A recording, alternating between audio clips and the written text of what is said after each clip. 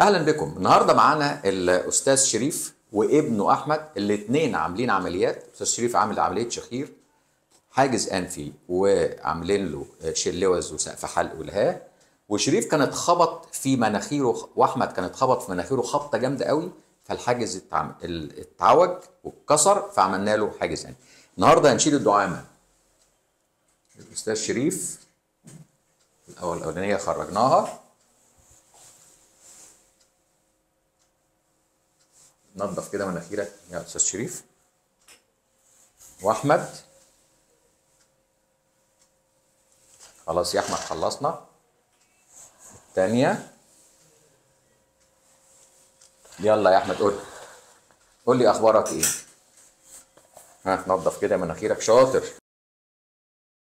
خد نفس كده.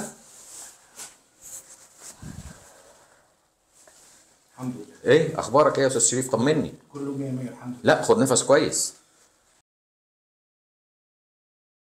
اقفل بقك.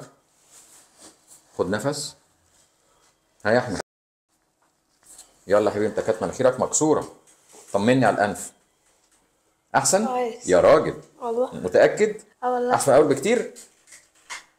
الاهم كمان ان جسمي كان مشدود. ارتاح يعني. دلوقتي احسن. الحمد لله، ربنا يبارك فيك يا دكتور احمد. كويس. متاكد؟ هتقوم تروح؟ ان شاء الله. يلا، الحمد لله على السلامه. الله يسلمك. الحمد لله على سلامتك. ربنا يخليك.